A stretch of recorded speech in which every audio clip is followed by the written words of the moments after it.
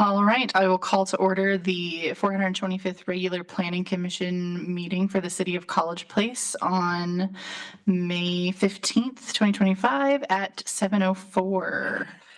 Can the clerk take roll, please? Commissioner Ivy, Present. Commissioner Tan, Commissioner Santinello. Santayano present. Thank you. Commissioner Valerio, Commissioner Peters, Present. Commissioner Stepper, and Commissioner Reiswig. Present. We do have a quorum. It's now time for public comment. Did anyone submit written comment in advance or request to speak via telephone or virtually? No, ma'am. And is there anyone currently? I guess if they didn't ask to speak virtually, there's no one in the room. It's now time for the consent agenda consisting of the agenda for today, April 15th, 2025, and the meeting minutes from our last meeting, March 18th of 2025. Is there any discussion or any items that people would like to see removed from the consent agenda? Hearing none, I'd entertain a motion.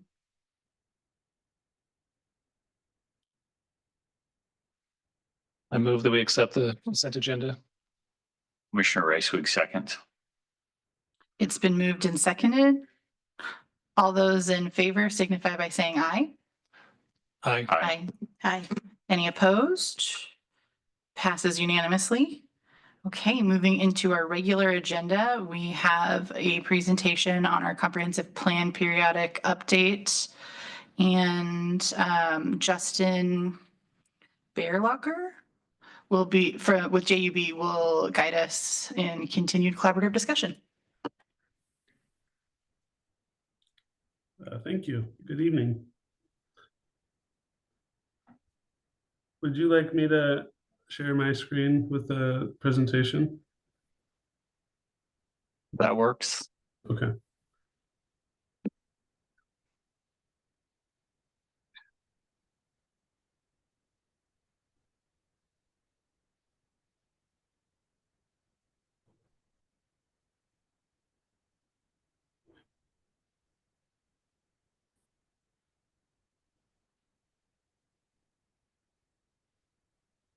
You have ability to share your screen, Justin? Yeah, I believe so. There we go. Does that work? Yeah, sure does. All right, perfect. So yeah, the purpose of our presentation tonight is giving an update on where we're at with the comprehensive plan update process. This last month, we worked with the county some more to finalize population numbers, housing information, and then initially get started on the land capacity analysis as part of this project. So I'm just going to do a brief overview of things we've done since the last meeting, and then we can kind of review some of the land capacity analysis items that we're just reviewing at this point. A lot of this will be just review from our last meeting, and I'll just give you some brief updates on what's happened since our last meeting and what was presented at that meeting. As we have worked with the county and other jurisdictions within the county on the population forecast,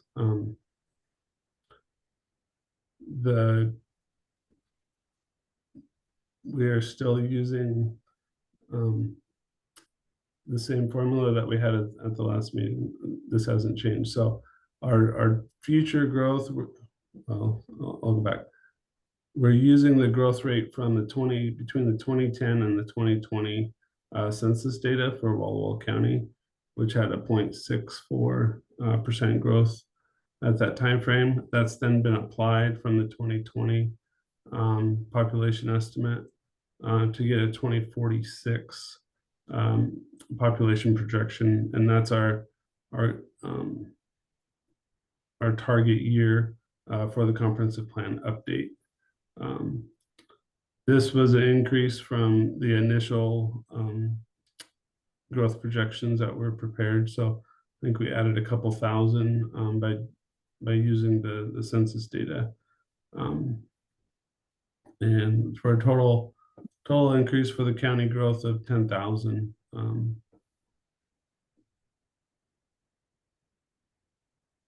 Justin, can you go into presenter mode so we can get a little bigger view? Yeah, let me see.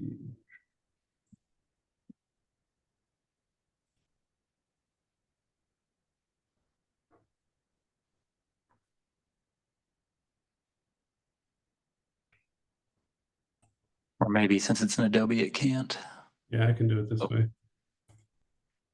I have this open as well. Here. I gotta just share a different screen.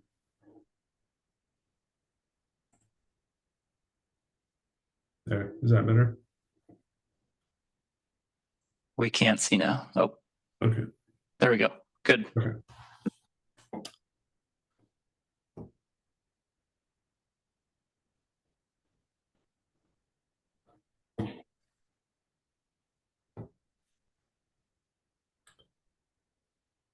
So from the countywide population of 7,312,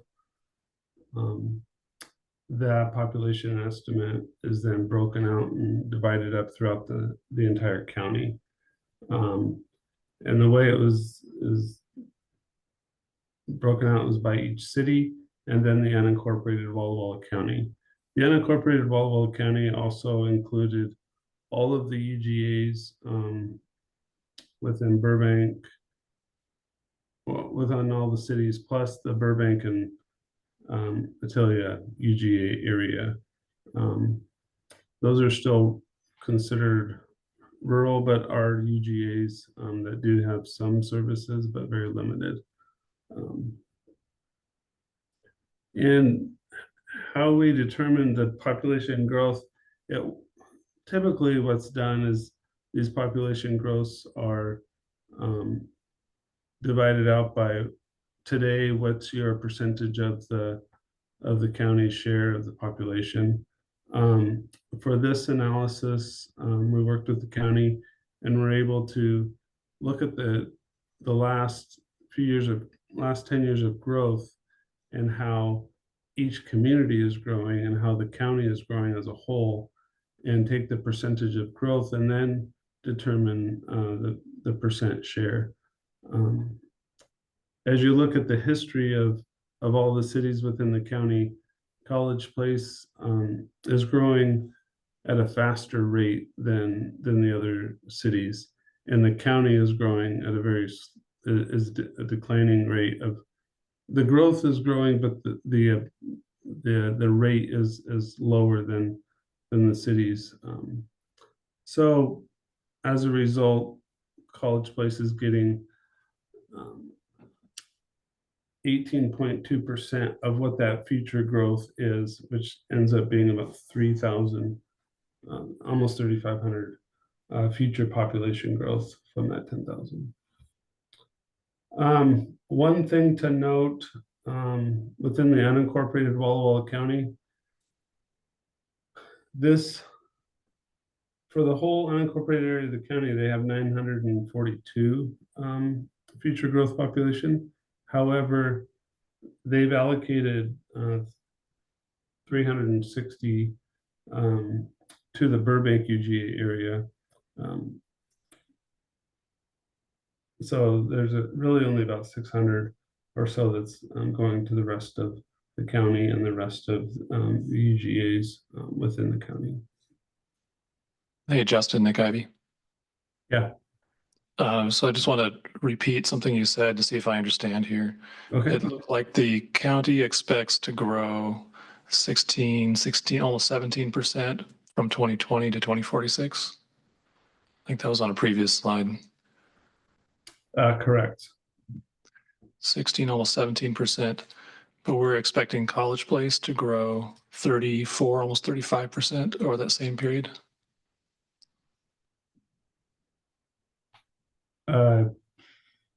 Yeah, So we'll have 18% of the county's population at 2046, but the growth rate in College Place is like double the rest of the county's growth rate.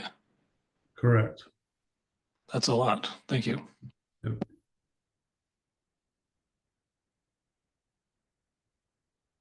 there any other questions?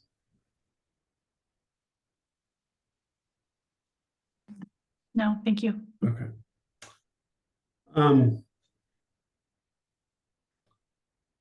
As we discussed at our last meeting, the state Department of Commerce is requiring this analysis of housing to help with the housing shortage within the state.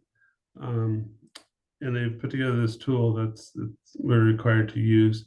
We've worked through it, had some adjustments as we went along the way, working with the county and their consultant, trying to figure out, you know, how this best works for all the communities.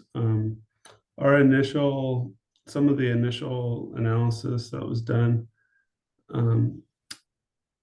Let me go back real quick and just show you so I can highlight it.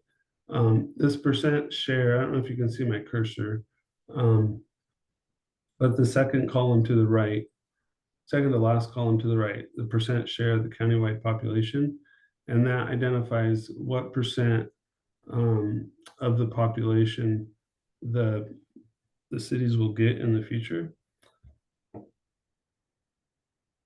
In our first analysis, they plugged in that same percent share into these blue boxes as user input, and that would roughly say what percent share of the housing as well would go to each community.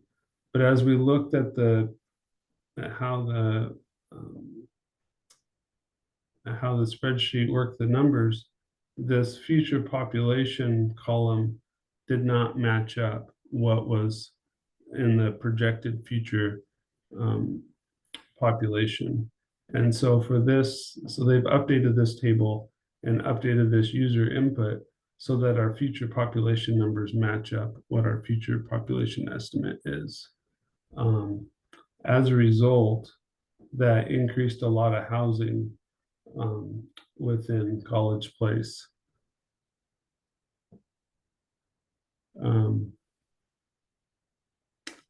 The housing increased from 780,000 to 1,504.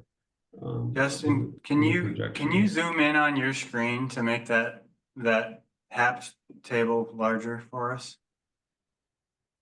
If possible. Is that better? More. There you go.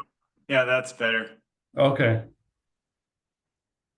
Because that's beyond my screen, so Oh, but You can no, break it that out works one for me. more, I so- have a separate, okay. If you Those could are back the it up figures. one more, we could see the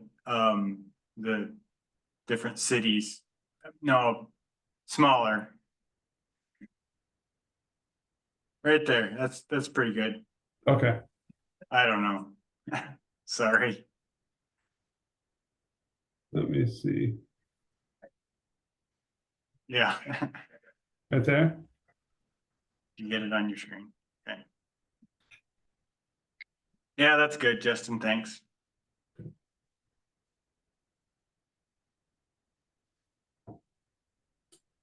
So by changing this analysis, it's helped increase the different types of levels of housing, and added single family to the mix. The initial runs through this table showed no single family housing being allocated to College Place, and that was this column here, and the farthest to the right column, the greater than 120%, is considered single family housing.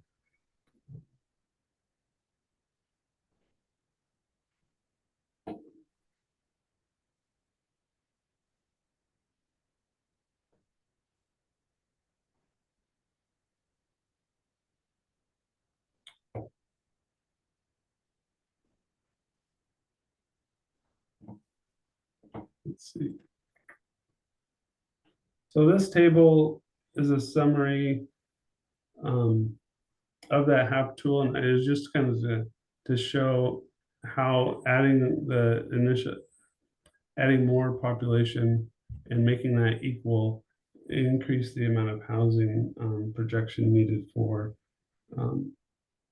the city.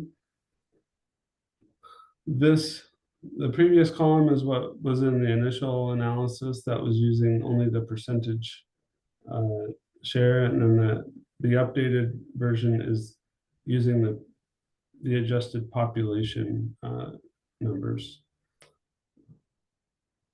These first three rows indicate what would typically be identified as an apartment type need for housing. And so when we do our land capacity analysis, we need to be identifying roughly 1,000 new units in a multifamily zoning level. And then the next three rows after that is the multiplex. So 234 units are going to be needed in a multiplex type zoning district, and then 208 in a single family type zoning district. So those are the minimums that will need to be identified as we go through the land capacity analysis.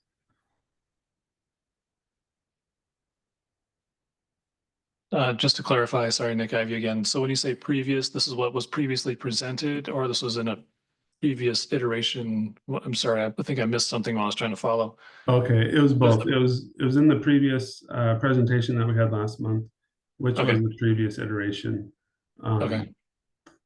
And then as we've worked with the county and updated the table, the updated column is what's being presented now. And I should clarify too that all of this data I'm showing you has gone to the county commissioners last week for review, and it's pending approval. So hasn't been approved by the county commissioners yet, but it's what's being presented to them for review and approval. Okay, and it says housing needs, so 1,500 is what we need in addition to what we have. Correct. Based on the population projection. Okay, thank you. Yep.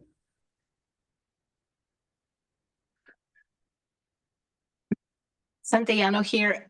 When you say that we need 1,062 apartments, is that apartment units, or so it doesn't mean 162 buildings of apartments? Correct. What does that mean exactly? That'd be units. Yeah. And it's not necessarily that you need them. You have to make sure that opportunity is available. The market's still going to do what the market does, but based on trying to make more affordable housing options, the zoning level needs to include the option for the development of that many apartment units. Yeah, it's a projection. The HAP tool was developed by the Department of Commerce based on guidelines in the state law, and so it's their best scientific, if you will, method of trying to determine based on trends and historic income levels and projected income levels of what our housing needs might be in the future. And Right. Justin, do you know of any of how the process that they went through to develop this tool? I'm not really clear on the whole process of the development. It comes down to your median income and what type of housing that income level can afford. And then they've looked at each jurisdiction and what the median, housing costs within each community. And that's plugged into the spreadsheet as well. So typically, in previous years of doing these comp plan updates, they gave a lot more flexibility to the communities to identify the different housing types. And this is the first year they've used this tool for communities to single down and kind of mandating, well, they are mandating, what type of housing you need to be planning for.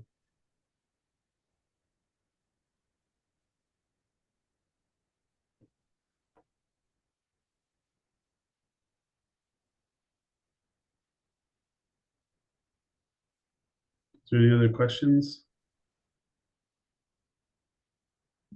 No, thank you. So that's a summary of what's changed as far as our work with the county and getting together and working on the population growth and housing allocation. The next phase, now we're getting started on, is the land capacity analysis methodology. We reviewed this in more detail last meeting. This methodology hasn't changed since it was discussed at our last meeting, and I believe this is going to the county commissioners as well for final approval. Right now, we're on step 2 of the process. We've identified the study area and gathering the data sets that we're going to use. And now we're in the process of calculating the developable area of each parcel. So for that, we will be looking individually at parcel level within the city limits of College Place, identifying, vacant parcels under 5,000 evaluation for improvements. Taking out any public property that's showing up as considered like a vacant, but can take out critical areas, stormwater facilities, parks, the university property, anything that wouldn't be considered a developable piece of property. And that's going to be our initial cut. And when we get through the presentation, I'll give you we can look through what we've identified so far.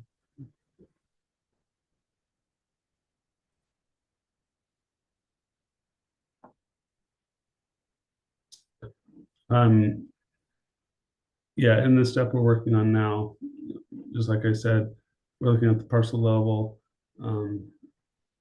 Another consideration that we can take in is the pipeline development. What do we know is coming? What type of preliminary lot plans already been developed that we can use the lot count from those rather than estimating what a density would be. Those are already far enough along that type of developer knows what that development's going to be. Then, like I said, taking out any easements and tracks like that are not developable, critical areas, and in the end, we're trying to find land that is developable.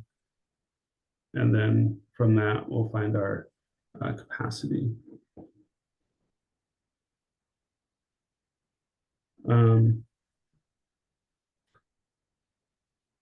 So our next steps is going to be the land capacity analysis of the parcel types. That will look into if there's any land or parcels that are partially developed and doing further analysis on those. So after we get this initial cut done, then we'll go into those parcels that might be partially developed or underutilized, and identifying whether or not they could or could not be developed any further. Then after that, we'll go into the determining what the net developable acreage is by zone. And then what that density is, and then going back to the housing numbers and the population allocation to determine what the total capacity is within the existing city limits. And then if more capacity is needed, then reviewing where that, whether it's zoning changes at a policy level to allow more capacity in certain zones, or which areas of the city could be expanded for future growth.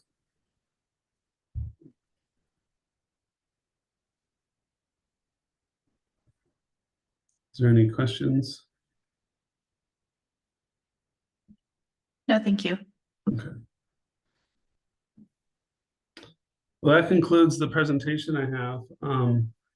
And then next, I was going to present the initial analysis that we've started. Kind of show you where we're at and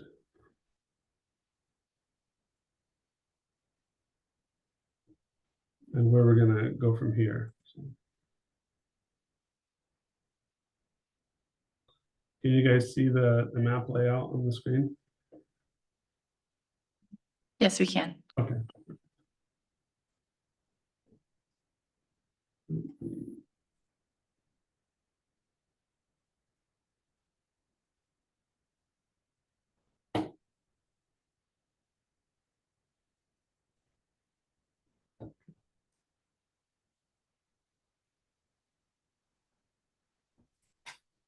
So for our initial analysis, what we've done is gone through, got the current tax parcel layer from the county. We received that last week with updated lots. There's some new subdivisions that have gone in, particularly in this area that we wanted to make sure we incorporated all those lots in here, because the lot count's been determined and the right of way and all that's been determined. So we can take out the right of way and then just use those actual lot counts for the analysis.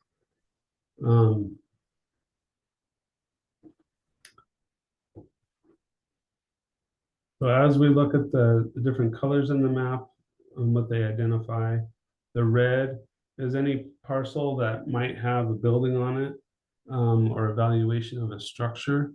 But with the methodology, we can discount anything that has a valuation of less than $5,000. And so that's what all of these red parcels are indicating. So that's through the county assessor's valuation of those properties. Anything in black is identified as vacant, and that again is through the assessor documents, and they have a code, code 91 for anything that's any property that's vacant. I've gone through and there's some gray areas that are showing up vacant. Those are typically private roads that are vacant, but we can go through, and part of our analysis will be going through and discounting these roads and easements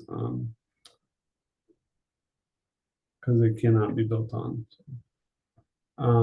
All the blue parcels are any vacant or have a land value of less than 5,000 that are public parcels. And then the purple is the university property as well, and that will be discounted in the end. So really, when it comes down to it, we're just looking at these properties here for our initial cut to review.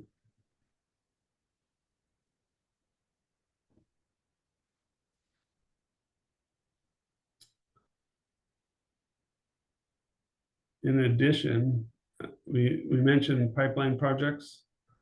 And so there are a couple pipeline projects that we know of, but I know I just added these this afternoon, but I know Michael and John have a couple other pipeline projects that we need to add in here as well to consider. One of them is the lakeside development in the southwest portion of town, and the other is a potential development that the developer's been discussing with the county near the Martin Airfield and these are both for residential developments. But we will go through and add the other pipeline projects, whether it's residential or commercial.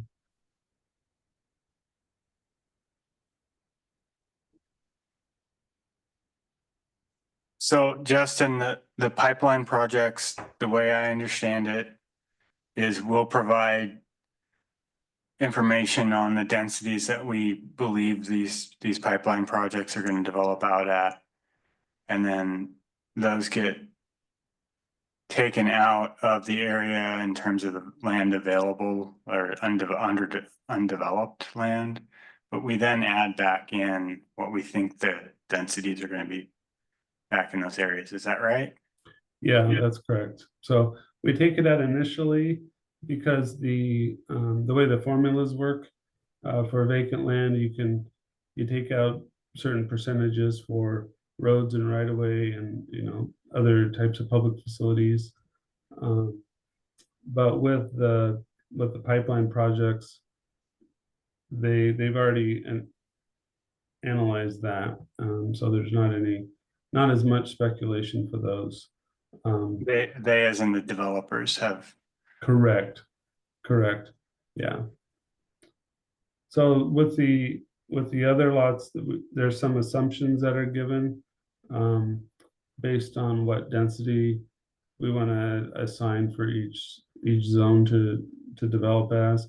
Typically, we'll look at what recent developments have occurred in those zoning districts and what densities they've been, and then can apply a similar density, anticipating that future development will be at that similar density in the future. But the pipeline projects some of that's already been determined by the developer.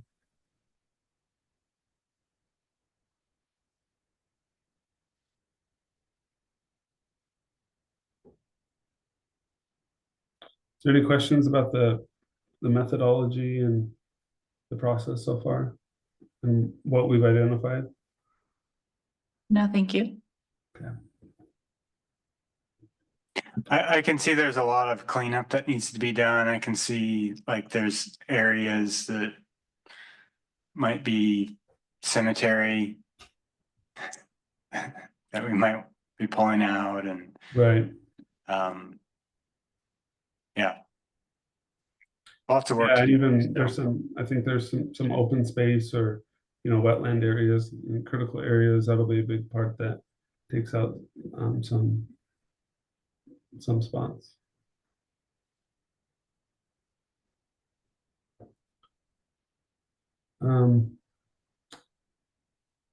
Then as we continue forward, we've been working with the city and identifying other parcels or other areas, where can the city grow and where should it grow, and is there any areas within the current UGA that are not developing, or those landowners have wished and asked the city to remove them from the UGA, or they're just kind of maxed out development wise. So there are a couple spots that the city has identified as potential areas to be removed. One of them is this location here.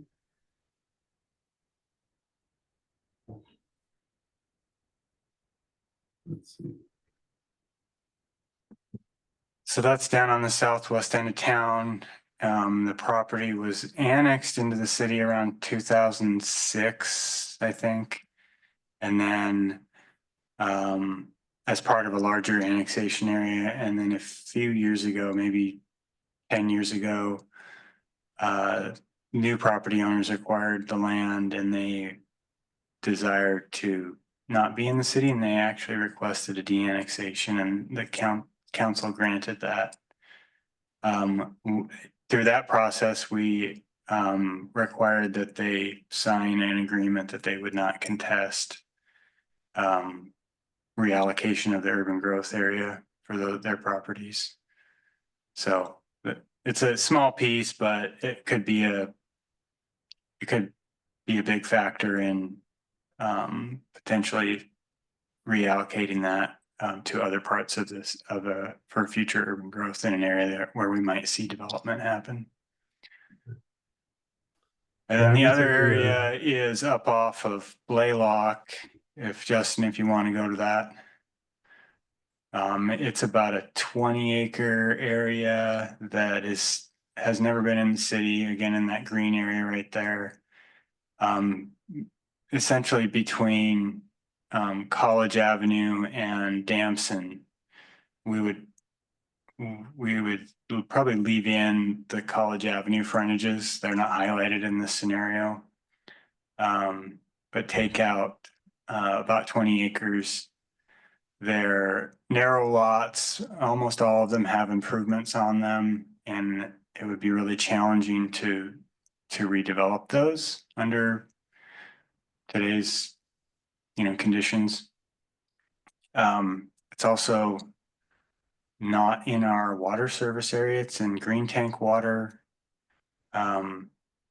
We have the ability to serve it if we were to consolidate with Green Tank. That's not really an issue, but there is property to the north of this was formerly a sod farm that's been acquired by a local developer, this area in blue. It's just west of the Sunset Villa Manufactured Home Park. And they desire to come into the city. It's in our water service area. And we have stubbed, when we did the CARS project, the College Avenue Rose Street project, we stubbed our water and sewer lines underneath the railroad tracks in anticipation of going north someday. So this is also one of the pieces there we have identified in our park plan as a potential park site as we grow north. So it's not ideal to pull certain areas out of a UGA because it could be a challenge in the future to bring them back in, but we feel that we're in such a state of need for affordable, more housing, whether it's apartments or middle income or just regular, standard housing. We feel like we have to take somewhat drastic measures and reallocate areas that we really don't think there's potential for redevelopment to different areas. So that's one avenue that we're looking at. I have possibly a silly question, but I don't think I am fully understanding moving in and out of the UGA as how that relates to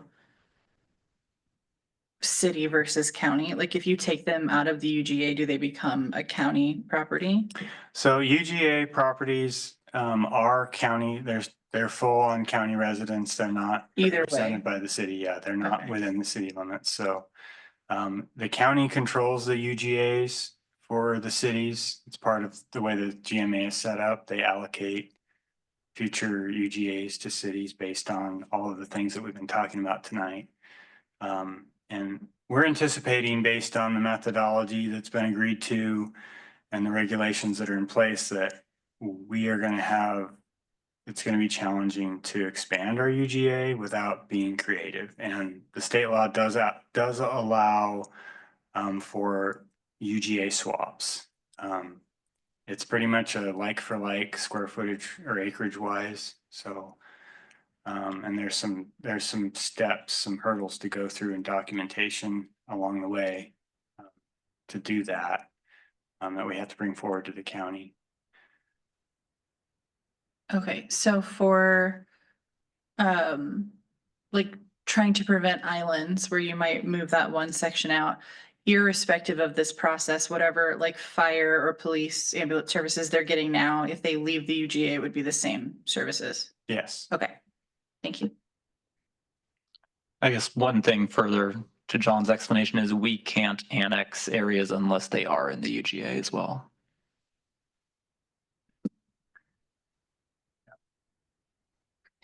And then a couple of other areas, I guess, sorry to hijack your presentation, Justin. Perfectly fine. So if we went down towards the future school site, south of town, they're all represented as blue, but, so can you kind of go highlight the parcel that is owned by the school? Oh, I believe that was this one. Yep, that one. So that's the school district's future, school expansion for, I think, a middle school and athletic fields. The piece in between is owned by Charlie Conan, and he also has acquired some other pieces around there. And we would like the school to develop under city's regulations if we're going to serve it with water and sewer at some point. So we prefer people that receive our utilities to be part of our municipality. So it's not a problem to include properties that are for public use in UGAs. That's relatively simple, the way the state laws are set up, but there's this gap in between that we have to fill in. So that's one of those areas where we need to fill it in, and we're going to need to justify filling that gap beyond just, oh, well, it's in between the existing city limits and this future school site. And then off to the kind of to the east of those, the site that's highlighted right now, there's another piece that's owned by Mr. Conan that the school district is talking about utilizing in some capacity for their 4-H program. There have been some meetings at the county regarding that.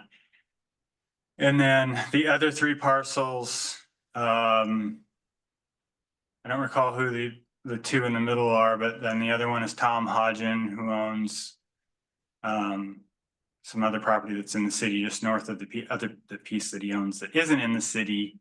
And there's potential for some commercial development along those pieces, and they're talking to potential tenants. And then across the highway is Larry Arbini. And this is it's a farmed piece of land. It's relatively flat. It would be a good site for some sort of big box commercial or retail commercial at that site. There is, high level conceptual ideas about revamping that whole intersection at 125 and College Avenue into a roundabout. The WashDOT wants this whole corridor starting at basically state line all the way up into Walla Walla to be a slower moving transportation route with roundabouts, replacing all of the controlled intersections. So anyhow, that's that area. And then moving west to the Martin Airfield, there's 2 properties that were, one of them is just north of the airport property that is Boogie. The Boogie property. This property has been identified. It was included in a Martin Airfield study for the capacity at the airport property for light industrial. We included that in the study area because of its proximity, and also the rail line is on the north side of it. So there's, hypothetically some potential utilization of the rail line in light industrial. And then the other piece in blue right there is land that the Tarragon Northwest owns or has a first option to purchase. I think it's under the name of Rowley right now.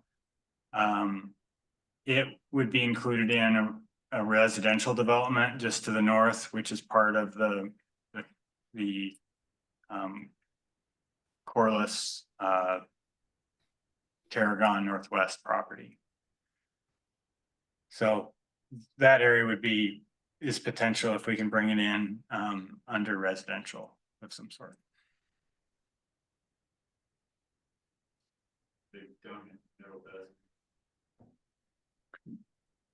Well, not quite. I mean, yeah, I would say like maybe a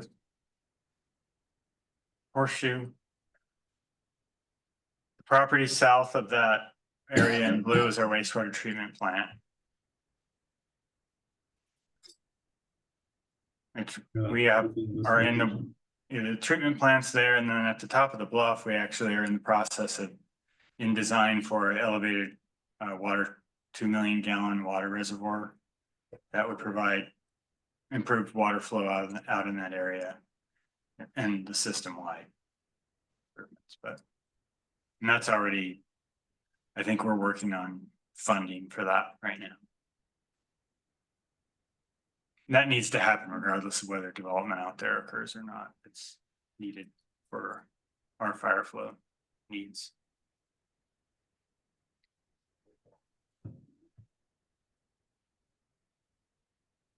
So those are the areas that we're looking at. UGA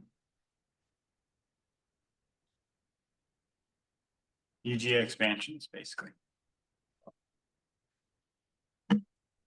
Any questions for John?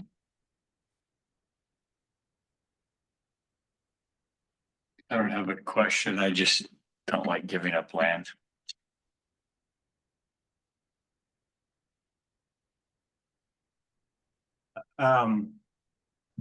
Well, I'm not going to talk about it because I don't know if it's public information, so never mind. But no, I mean, I agree with you, Todd. I don't like, retracting UGAs in certain areas necessarily, but the top ones were the bothers me most. It'll create a fire. It creates challenge.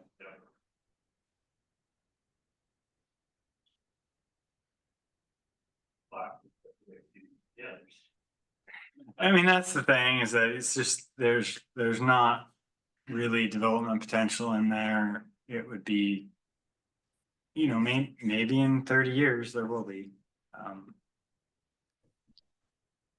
See. Anything to add, Justin? And was there anything further that you wanted to provide information on?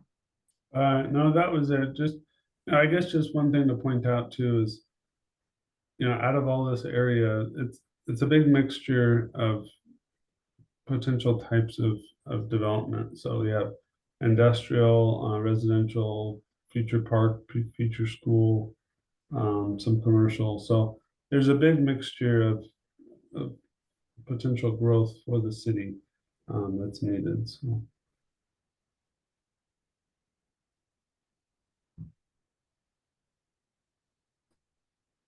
Are there any other questions for Justin? Okay. Thank you, Justin. We don't have any listed reports, but is there anything for the good of the order from staff? No, we'll continue moving forward through this process. The applications for UGA expansion or swaps are due July 1st, which I think we mentioned before, but that's fast approaching. So we plan on continuing to provide. So our process going forward, we'll keep you guys updated. There are points of actions or recommendations. We'll bring those to you. And throughout the way, we'll also be updating.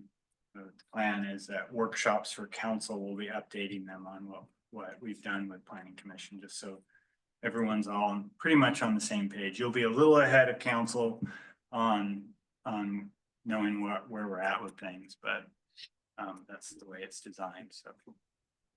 And which staff person will be responsible for texting Commissioner Reiswig's Garmin so that he knows what's going on?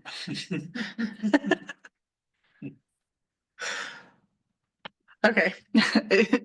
Do commissioners have anything for the good of the order? Do we have a motion to conclude?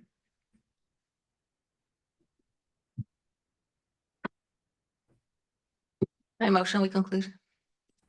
Commissioner Reiswig seconds. If there is no objection, this meeting is concluded at 7:55. Our next meeting will be May 20th, 2025. Same place, same time.